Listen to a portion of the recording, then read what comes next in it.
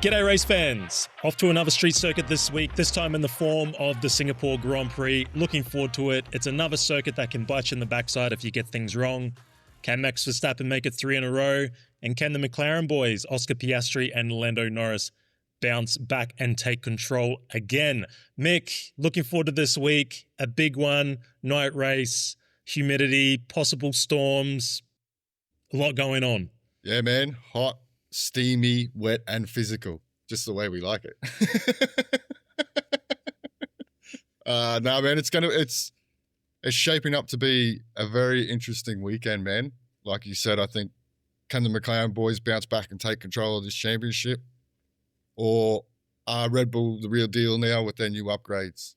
Yeah, well, that's the thing, isn't it? We've come off to low downforce circuits where the Red Bull has looked pristine, well, particularly Max Verstappen, and the McLaren boys, well, they've struggled just a tad. Well, based on last year's results, McLaren, they do pretty damn well here. Lando had an outstanding win over 20 seconds over Max Verstappen and Oscar Piastri in third. The tyres, looks like they're bringing the same compounds, a C3, C4, C5. Last year was predominantly a one-stop race, and coincidentally, it was actually, I think, the first Singapore race where we didn't get a safety car. Unfortunately, I think we're going to see the same again because the pit stop loss from pit entry to pit exit plus the pit stops around nearly 30 seconds. So it just makes a two-stop too risky. Unless the whole field's going to do it, which I don't think you will. Like you said, same tyres, man, and I think you'll see the guys up the front running the medium, switch onto the hards, and then you may see some guys in the midfield to the back running the hards to try and stretch the stint. And hopefully get a safety car, but like you said, there was no safety car last year, and I'm predicting probably the same because of all the red flag carnage we had last time out. No, we're getting more, mate. I have the feeling that this weekend we're going to see a lot of red flags and plenty of safety car action. Well, it is going to be wet, man. It's going to be wet, sticky. It's one of the most physical circuits for the drivers of the year, so. Well, let's start off with Red Bull. Max going for his third win in a row. He was looking pretty sharp out just over the weekend at the Nordschleife with that Ferrari GT3. I mean, if you're Ferrari fans, do you cheer for that? Because you haven't had a lot to cheer about this year, of course. And Yuki Tsunoda, he'll be looking to not bounce back, just to build on that good result last time out in Baku. Yeah, you're exactly right. Yuki, man. He should be coming in with some confidence. And like you said, man, he needs to build on what he's done because I think he's only scored points in the last 2 out of the last 4 races. Look, we know what Max can do. Max is going to extract the maximum. This is going to be interesting, man. We're going to start to see where Red Bull's really at. Like I said in the intro, they brought that new floor and it seemed to turn the car on, but they were in the low downforce configuration. We're now going to a circuit where it's high downforce, like Max.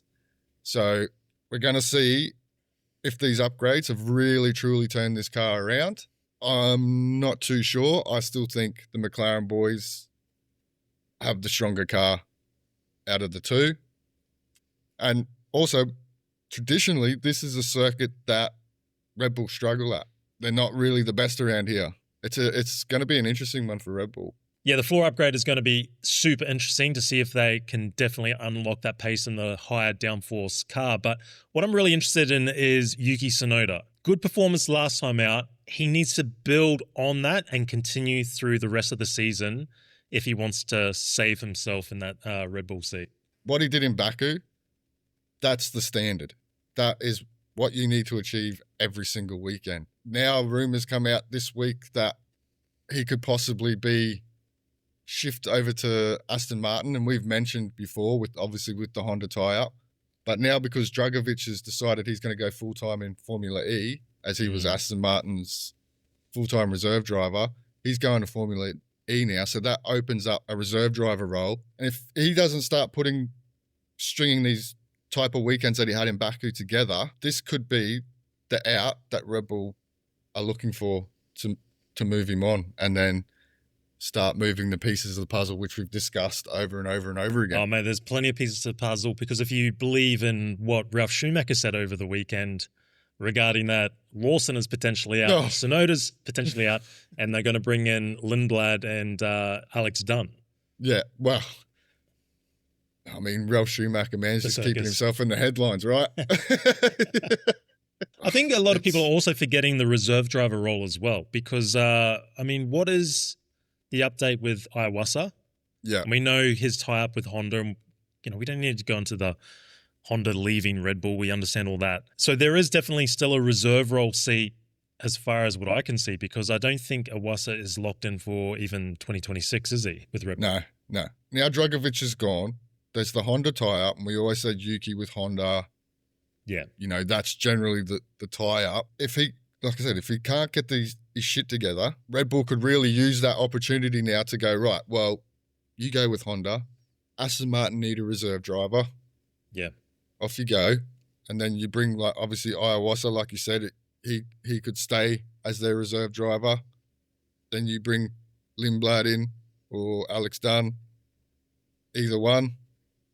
And Helmut Marko's come out and said that it could be a good time for Hadjar to make the move with the new regulations. So that's, man, Mate, Red there's Bull a lot circus, of moving man. parts. Come out and said they want to make the announcement by, I think, the Mexican Grand Prix weekend. Yeah. If Yuki starts nailing some really good performance from here on out, so there's a few races to go until that point. Lawson does a good job. Hadjar does a good job. I mean, if you sit back and you're Meckies, why don't we keep Lindblad in F2 for one more season? It'd probably do him some good. Yeah. And just keep the status quo as it is. And then if Yuki can't perform in the new red car for next year, then you could always just make that easy promotion of Hadjar or Lawson up, depending on who's performing better at the time. Yeah, but then on the flip side of that, would you rather give Hadjar or Lawson the full 3 preseason tests? Because it is the new regulations and it is a completely different car. Like, say the regulations were staying the same. yeah, Absolutely. Yep. Keep it like that, 100%. But I think with the new regs, it's going to be a completely different driving style to how they're driving the cars now. And there's going to be a lot of focus on the ERS and the way they use their energy and all that sort of stuff. So I think if you would be better off putting Yuki back with either Liam or Hadjar, either one, and promoting one of those two boys up and give them the 3 full preseason tests. No, that's a good point. You know what I mean? So makes a lot of sense, but sometimes Red Bull, you have to wonder. This is the thing, right? See how it goes. Interesting. Yeah. McLaren. Okay, so Oscar Piastri, come on, mate. Like, please let Baku be that one-off banana skin. Never happens again. Lando will be kicking himself. He really didn't maximize that weekend what he should have got out of it. Yeah. So it's going to be intriguing to see these guys battling back out. I'm in agreement. I think we see the McLaren boys, if they don't win, they're back on the podiums at least. I think Lando Norris will take a lot of confidence knowing that he can perform well here with that awesome win in 2024. Oscar, will be interesting to see how he bounces back. Those 2 mistakes, the false start, then putting it into the wall. The whole weekend really was very, very scrappy and on both sides of the garage. But this is a good test for Oscar. Everyone in the F1 community generally, we see him as unflappable, doesn't get flustered, but there must be a little bit of pressure on him coming off what happened in Baku. Oh, yeah, look, there'll be pressure on him, no doubt, to not have another scrappy weekend. It's a big one for McLaren. I think it's going to be a return to form. Like I said, now we've gone back to those higher downforce configurations. I think McLaren are going to go back to the top. It's just going to be interesting to see how close that Red Bull will be. Did you see at that end of qualifying, Oscar was in the media pen and he was watching Lando do his qualifying lap? No. Oh, man, he was sitting there and he was watching it. And obviously the camera's focusing on him. He's in the media pen, right? And you could see, man, he's just like, it was almost like he's trying not to look happy or laugh or smile. And then when he saw Lando didn't get the job done, he kind of sort of just went, all right, bro, you're not going to beat me this year. But like you said, Lando smashed him here last year. But I think we've seen a different Oscar too this year. You won't see the same scrappy weekend from both drivers. Did we get team orders? Whoa. Oh, don't do it. Don't do it, Zach. Don't do it. Yeah, Andreas. I don't think so. Stella, I don't think Brown so. Pull out any team order shenanigans this week. They're going for their 3rd slow pit stop in a row too, so that very well could come into play. But yeah, traditionally Norris is going to come out of the blocks flying, right? and then Oscar will just build slowly. I love that at Singapore, coming off Baku and what happened at Baku, because Singapore, again, it's just another one of those tracks where it's risk and reward. Take a little bit more and really improve your time, but just that little bit over and it's going to bite you in the ass. Yeah, and we've seen when Oscar has a bad weekend, he bounces back pretty damn well the next race. So I'm expecting probably the same. Piastri over Lando this week then. Yeah. Well, I was watching his face, man, and I could see his brain just ticking over. And then when he saw Lando couldn't get the job done when the pressure was on, he was kind of like, he sort of went. That was in qualifying though, wasn't it? Yeah. Yeah, but then what happened in the race? False start in the wall. Yeah. But I get what you're saying. I get what you're saying. That still can happen. But I think mentally, Oscar saw that when the pressure's on, between those two, I think he knows he's got Lando's number. All right, Mercedes. George Russell, I mean, didn't he end up in the medical centre here last year after the race? Yeah, and he's been crooked too, so he's going to be knackered. So what do you think of Mercedes' chances here this weekend? Man, they traditionally go okay here. They're going to go all right again. I think we're going to see the same thing from Russell, man. We're going to see nothing from him all weekend. And he's either going to be on the podium or he's going to be there or thereabouts. The maximum extractor. Yeah. In terms of Kimi, I think it's the same, man. Well, it's a big one for Kimi. Yeah. Because it's a little bit like building on your result from last time out. We're at that stage now where the Constructors' Championship the fight is becoming critical. Both cars need to be ahead of each other. George is going to do okay. Antonelli, it's going to be a pretty tough weekend, I think, purely because it's going to be wet. It's going to be stinking hot. That track is bumpy and physical, man. So it's going to be a baptism of fire for him there. But I think Mercedes will do okay here. All right, Ferrari. Big winners out just over the weekend with Max. But on all serious note, pretty terrible weekend out in Baku. I mean, what was it, P8, P9? And then obviously there was that little debacle of the team orders and whatnot. It's a danger weekend for them, man. Yeah. It's danger, bro, because, again, that Constructors battle is super important and it's super tight. Circuit is so bumpy, right? And we've seen ride height issues for that car. And if you can't run that car low, it's struggle streak. But then you go back to previous results, man. They've had 5 or 6 podiums here since 2017. So they've traditionally gone well. The main thing is they got to tidy up qualifying. That qualifying last time out in Baku was shit. They definitely had the speed for both cars to be, one of them be on the front row, both of them in the top 4, easy. I don't know if they're going to have the pace this weekend, purely because of how bumpy and physical that circuit is on the cars. I don't know if they're going to have to do it. It's going to be a tough weekend for Lewis. Obviously, we've seen all the reports with his dog Roscoe. That's going to be on his mind. It could be a bit of a motivating factor for him. Who knows? Look, we know Charles is going to be a demon in qualifying. When you go to the race trim, Charles seems to use his tyres up fairly quickly. I'm actually worried for Ferrari, man, for the rest of this year. Like, they've got to be careful because if Mercedes have string a couple of good weekends together, mate, and Red Bull is not too far behind them either. Red Bull's a bit of a dark horse for P2, particularly with this floor upgrade, because if it does do what obviously they're aiming for it to do, particularly with the circuit this week in Singapore. Yeah. Well, these next 2 weekends are going to tell us where they're at, right? Yeah. If you're a Ferrari fan, it's a tough one, isn't it? You start off the season with a bit of promise, a lot of hype, and it just sort of fizzles away. But surely they're in for a big one. I mean, the tide needs to turn. It's Ferrari. Yeah, but I don't think this is the circuit to do it. Not the circuit.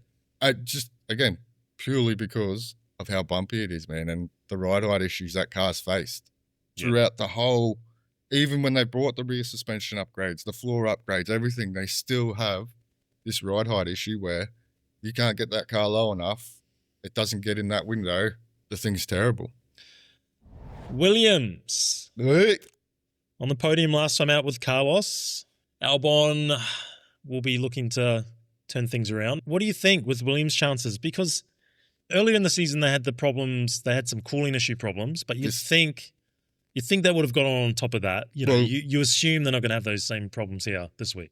Yeah, well, this is the issue, right? This is my only concern. Like, yes, we hope they've got on top of those issues, but it's hot, man. cooling is going to be massive here. Carlos, man, he's going to be coming in full of confidence, 100% off that stonker of a weekend in Baku. He's actually won here and had got a couple of podiums here, so he seems to go all right. Obviously, he was in a Ferrari. Alex, I think's only finished one race in 3 years here. So he's definitely going to be looking to turn that around. I don't, again, it's another one bit similar to Ferrari, man. I don't know, because cooling is such a big issue here. I guess the good thing is with the cooling is because it's a high downforce circuit, you're not going for top end speed. So so you can open them right up. A bit, for sure. Yeah. So I don't think it's going to be a problem. I guess it would be a little bit of a worry for them because they have. I mean, if you look at all the teams, they've been the team with the most power unit problems, haven't they? Yeah. Over the season. But yeah, you're right. Albon, he needs to turn things around a little bit. He hasn't really had the best outings in Singapore, and we know that P5 in the Constructors' Championship is still extremely tight. Yeah. And speaking of tightness, VCAB right behind them. They're not too far off the pace. Liam Lawson, Isaac Hadjar.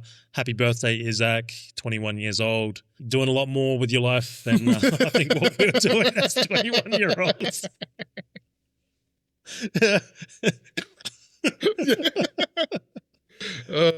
But I mean, look, they'll be stoked with what happened in Baku. Obviously, career best performance from Liam Lawson. He was our driver of the day. Isaac, even a pretty decent outing. Very disappointed with his qualifying effort, of course. Mate, I think they're on for another big one here, eh? B-Car, but they just feel like that the mid-pack team that just they've got some ascendancy about them. They're nipping at the heels of Williams now. If you look back throughout the season, traditionally the high downforce circuits, they've done okay. They're both looking good for points. They both have hit their straps now. Liam's hit a bit of form. Hadjar's doing Hadjar things. I think they're in for double points, and again that adds more pressure to Williams. They're nipping at the heels, and I think if you look at the last couple of races, it's nip and tuck between them and Williams for sure. Yeah, big one here for Liam Lawson, because if he can get another good result here, I just think it takes so much pressure off for the rest of the year. He's just in an ascendancy, and it just firms that definitely belongs in Formula One for next year. Like you said, if he gets another decent result here ahead of Hadjar, starts to put a little bit of pressure on Hadjar, and we'll get to see how he handles that pressure. Look, we know he's got amazing mental toughness, and he bounces back after he has an off or puts it in the wall or has a bad session or whatever. He can bounce back really easy. But teammate pressure is a completely different thing. Yeah, it's a good point. And he's had it all his way for the start of the season. So when it does turn, how does a driver bounce back from that? And it'd be interesting to see. Lawson's man's in a bit of form now, so he needs to capitalise on that. Let's go, Liam. Okay, so Aston Martin. We know about Aston and their problems with the lower downforce, sort of the Spa. They haven't really been that competitive the last couple of weekends. Alonso's probably been dragging the most out of it. Stroll has been just underwhelmingly consistent. They're going to turn a corner this week. I have a feeling there's going to be a good performance out of either one of them. Aston, they'll be much better here, man. That car, definitely 1,000 times better in high downforce trim. They need double points this weekend. They're slowly slipping back down that ladder in the constructors, and I think they'll be looking at this weekend as right. We knew we were going to struggle in the low downforce stuff. Now we're back in our wheelhouse. Alonso, man, is going to do Alonso things, man. But I have a feeling we'll see them both to Q3 this weekend. Ooh. So a big bounce back. Big bounce back. Big bounce back for Aston Martin. Well, that car, we've seen it. That car, how strong it is, man. When you throw the wings on it and all the downforce, the thing comes alive, man. It's a completely different car. Haas, what are their chances? Because I just don't really have much to say about them anymore. The broken trend. Now we don't know. One good weekend, one bad weekend. Now I'm completely lost. I have no idea whatsoever. I have a prediction. Ollie Behrman is, just for some reason, he's going to get tied up with a yellow flag, or there's going to be something going on. And he may make contact. He's still, super tight on the penalty points. Yep. I don't know. I just have a bit of a feeling. Have a little feeling. Yeah. Well, I think they'll break the trend again and they'll go better here than they did last time out. Again, they're another team that seems a little bit happier in the higher downforce trim. You look at their last sort of few races here, they've sort of been in and around that 10th place. So one of them possibly could sneak into Q3. Sneaky point on the table. Ollie, like you said, man, Ollie just, bro, No banging wheels. No speeding under yellows or Best behaviour, Ollie. best behaviour. Ocon needs a good result, man, because he's only scored 1 point in the last 6 races. So he'll be looking for a strong weekend, and I think, they'll be a little bit happier in that higher downforce trim. Alpine, stronger performance this week. Do we bother?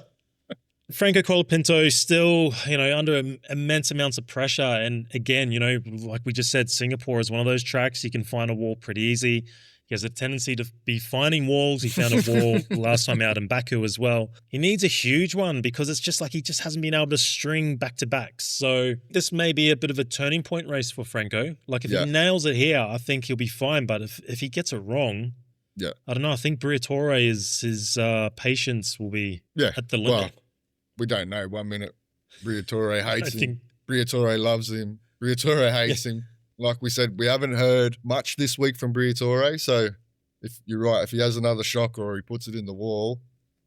All right. What's the chances of, due to safety cars or weather, Gasly's running up high, Colapinto's down the back, Crashgate 2025?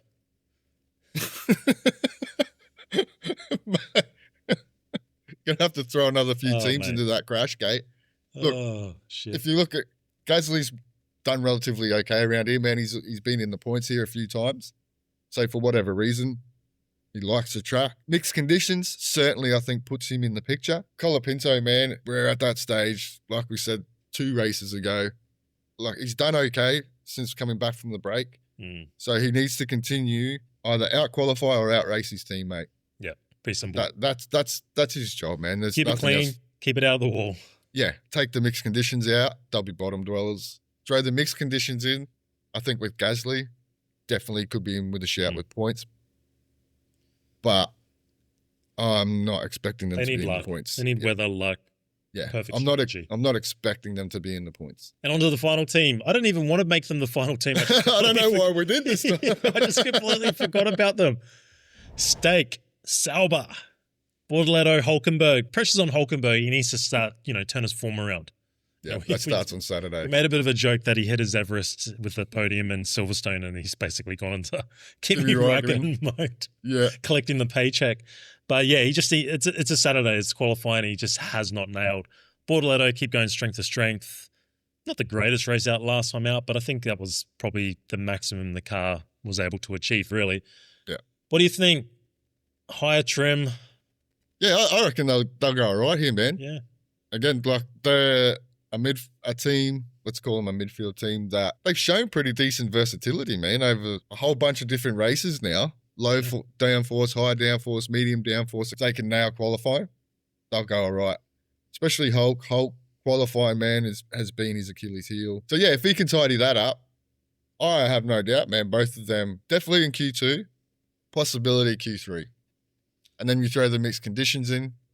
Hulkenberg, we've seen he loves the wet, but I reckon they'll go all right. One of the drivers in the top 10? Yeah. Okay, breaking out the crystal ball, the tea leaves, the tarot cards, and all that stuff. Bit of astrology on the side there as well. Predictions. Who are your top 3, and who's the guy that, let's come up. Who's the guy that's going to outperform, and who's going to have the smooth brain moment? There's a lot to think about. Smooth brain moment. I'm going to give it this time. I can read your mind. Oh, man, I was going to say that. I was like, just thinking, I can read your mind. It's going to be Lance Stroll. Yeah. Oh, man. Lance Stroll. Driver to outperform. I'm going to say Alex Albon this time. He's going to break the voodoo. He's going to have a stonker of a weekend. But my top 3 overall, I'm going to say Oscar's going to regain the momentum. Ooh. I think Max is going to finish 2nd. And Lando is going to finish 3rd. But Saturday is going to be key. Top 3. It's going to be Max Verstappen. He's going to make it 3 in a row. Charles Leclerc in 2nd. And George Russell 3rd. The McLarens, they're going to come a gutser. They're going to take each other out. That's a big call. So that is going to be my smooth brain moment. And the Yep. smooth brain goes to Lando Norris. And the guy that's going to outperform in the machinery and be a little bit of a surprise. I did like Albon. I definitely liked Albon, but I'm going to go with Lance Stroll. He's going to top 10 it and pick up a point somewhere. So that's where I'm heading. And, well, let's see what happens. I mean, it is Singapore. Well, for those watching, would love to hear your thoughts on who you think is going to take out this week's Singapore Grand Prix. I think it's going to be a cracker. Michael thinks there's going to be no safety cars and we're just going to go into a boring processional one-stopper. Yep. But, I'm thinking the McLaren boys are going to come together and there's going to be all hell breaks loose and we're going to have a big weekend and plenty to talk about on the Monday. So, final thoughts, me. No, look, it's like I said at the beginning, man. Let's see, is Red Bull the real deal? Have these upgrades now brought them back into the fight? How is Lando going to bounce back? And I think Saturday is going to be the best part of the weekend. I think Saturday, man, is going to be an absolute rip snorter, mainly because of track evolution. We're probably going to have mixed conditions, so might throw the grid up. Something is going to happen, and we're going to have a shitload to talk about in the review. Yeah, looking forward to it.